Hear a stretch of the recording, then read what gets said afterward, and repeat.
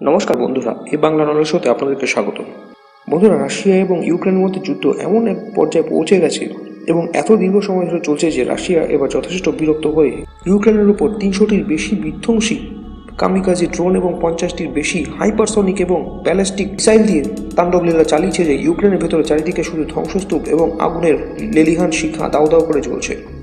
হ্যাঁ বন্ধুরা, ইউক্রেনের রাজধানী কিভ শহরে এমন বিধ্বংসী হামলা চালিয়েছে রাশিয়া যে কিছু কিছু এলাকাতে তো ভূমিকম্প হয়ে যাওয়ার মতো অবস্থা। রাশিয়ার বিভিন্ন ডিফেন্স সোর্স থেকে যেটা জানানো হয়েছে যে রাশিয়া এই হামলাটি তাদের অন্তিম যুদ্ধনীতি অনুযায়ী চালিয়েছে, অর্থাৎ রাশিয়া এবার ইউক্রেনের রাজধানী কিভের ভেতরে প্রবেশ করে কিভ শহরটি দখল করার প্রস্তুতি নিচ্ছে।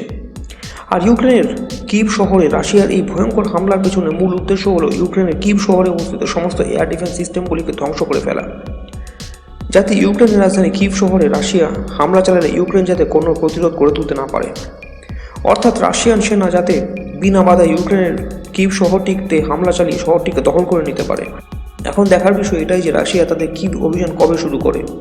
এক্ষেত্রে রাশিয়া কিছুটা ডেসপায়ার হয়ে পড়েছে, আর তা খুব স্বাভাবিক, কারণ 2022 সালে ঠিক ফেব্রুয়ারি মাসেই এই যুদ্ধটি শুরু হয়েছিল এবং আজ 4 বছর হয়ে গেল, কিন্তু এই যুদ্ধ থামার নামই নিচ্ছে না এবং ইউক্রেনকেও কোনো মতে দমানো যাচ্ছে না।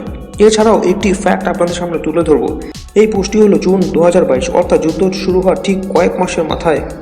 তখন রাশিয়া ইউক্রেনের 20% জমি দখল করে ফেলেছিল, আর তখন মনে হচ্ছিল যে আর মাত্র কয়েক সপ্তাহের মধ্যেই রাশিয়া পুরো ইউক্রেন দখল করে ফেলবে, কারণ রাশিয়া সেই সময় খুব অ্যাগ্রেসিভলি ইউক্রেনের ভেতর ভয়ঙ্কর আক্রমণ চালিয়ে খুব দ্রুত ইউক্রেনের একের পর এক শহর দখল করে যাচ্ছিল। কিন্তু আজকে 4 বছর হয়ে গেল, আজকে এই যুদ্ধের কী পরিস্থিতি আপনারা যেমনটি স্ক্রিনে দেখতে পাচ্ছেন। পুরো ইউক্রেনের 22 থেকে 23% এলাকা রাশিয়ার দখলে, অর্থাৎ গত 4 বছরে ইউক্রেনের মাত্র 1 থেকে 2% অতিরিক্ত এলাকা রাশিয়া দখল করতে পেরেছে। আর এর থেকে আন্দাজ করা যায় যে রাশিয়ার জন্য এই যুদ্ধ কতটা ডিজাস্টার হতে চলেছে, কারণ বিভিন্ন ওয়েস্টার্ন এক্সপার্টদের রিপোর্ট অনুযায়ী গত 4 বছরে প্রায় 2 মিলিয়ন রাশিয়ান এই যুদ্ধে মারা গেছে। তার মধ্যে রাশিয়ান মিলিটারি এবং সাধারণ নাগরিকও রয়েছে।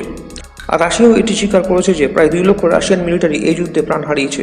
তো বন্ধুরা, আপনারা বুঝতেই পারছেন এই 2 লক্ষ রাশিয়ান সৈনিক এবং লক্ষ লক্ষ সাধারণ রাশিয়ান নাগরিক প্রাণ হারানোর পরও গত কয়েক বছরে মাত্র 1 থেকে 2% ইউক্রেনের জমি দখল করতে পারাটা রাশিয়ার জন্য কতটা হতাশাজনক।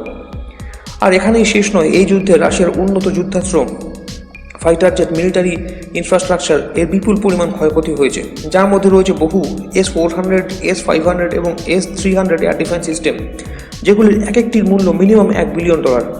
এছাড়াও আমেরিকার চাপানো কঠোর আর্থিক প্রতিবন্ধকতার কারণে সারা পৃথিবীর বহু দেশের সঙ্গে রাশিয়ার ব্যবসা বাণিজ্য বন্ধ হয়ে গেছে, সম্পর্ক খারাপ হয়ে গেছে, ফলে রাশিয়ার অর্থনীতি প্রায় পঙ্গু হয়ে গেছে বলা চলে।